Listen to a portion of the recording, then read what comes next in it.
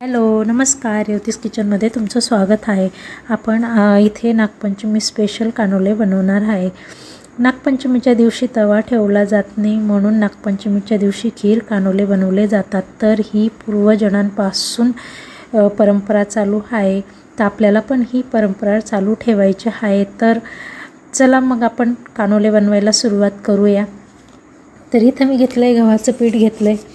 तर तुम्हाला किती कानोले बनवायचे त्या हिशोबाने तुम्ही गव्हाचं पीठ घेऊ शकता. रोजचे पोळ्या करता इतकं पीठ घेतलं तरी भरपूर आहे. तर मी तसंच केलं आहे. मी रोज जितक्या पोळ्या करते तितकं कणिक घेतलेलं आहे. इथं गव्हाचं पीठ घेतलं आहे.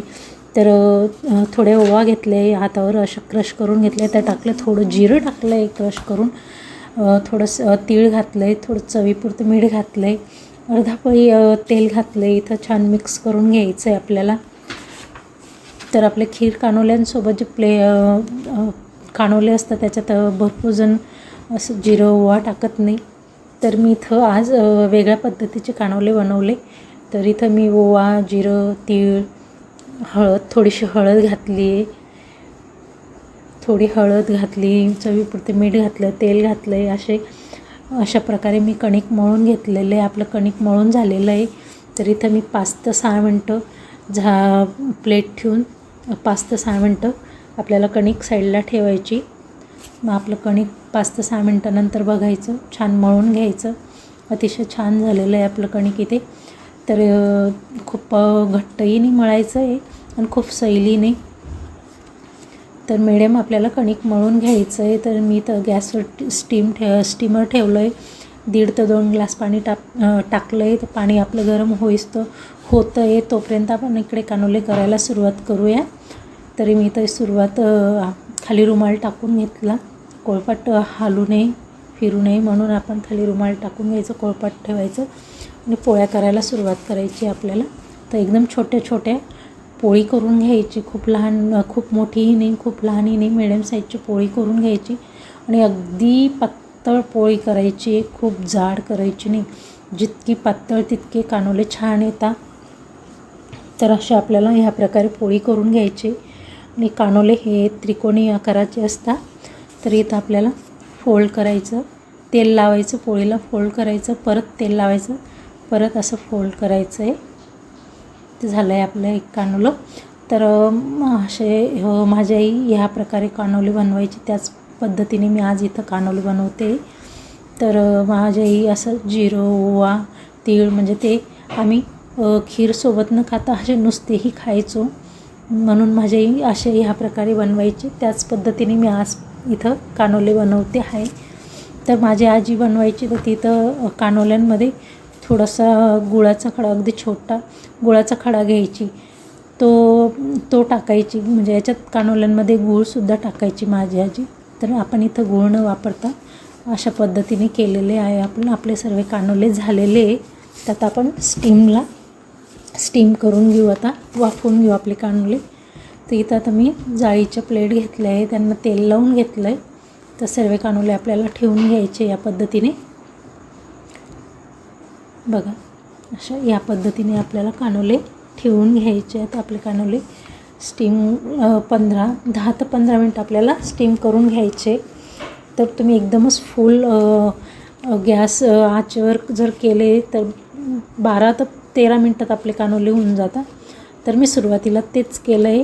तर फुल गॅस ठेवला आहे. नंतर 5-6 मिनटं, 6 ते 7 मिनटं आपल्याला फुल ठेवायचं. नंतर मिडियम आचेवर होऊ द्यायचे. म्हणजे मग आपले 15 मिनटात बरोबर कानोले होऊन जातात. तर इथं मी 15 मिनटात बरोबर आपले कानोले झालेले. तर आपण आता दुसरे करायला घेऊ. तर आता हे कानोले मी ह्या पद्धतीने करते. आधीचे कानोले आपले त्रिकोणी, आता इथं आपले असे चौकोनी आकाराचे करून घ्यायचे, स्क्वेअर शेपमध्ये. तर हे पण तसेच करायचे. एकदम बारीक पोळी लाटायची आपल्याला. जितकी बारीक पोळी तितके छान येतात, अतिशय मऊ येतात. तर जसे आपण फोल्ड कराल तसं आपल्याला तेल लावत जायचं आहे, जे आपला एक एक पूड मोकळा होतो. तर माझे आजचे कानोल्यांची रेसिपी आवडली असेल, आजचे कानोले आवडले तर लाईक करा, शेअर करा, सबस्क्राईब करा आणि कमेंट करायला विसरू नका आणि व्हिडिओ शेवटपर्यंत बघा.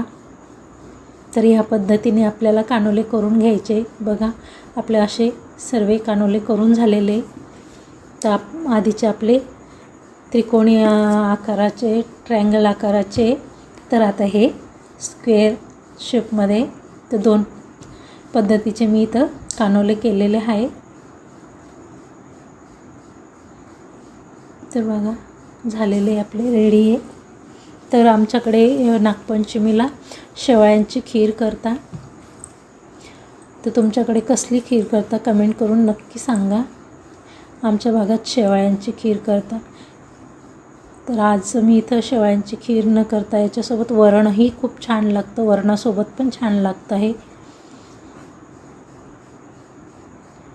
तर आपले दुसरे पण झालेले बरोबर आपले 14 ते 15 मिनटात स्टीम झालेले. तर काढून घ्यायचे आता. अतिशय छान झालेले. जितके बारीक पोळी लाटाल तितके छान येतात. अतिशय मऊ येतात. हातात पकडले की लगेच तुटता इतके छान मऊ येतात ते. म्हणजे खायलाही छान लागतं.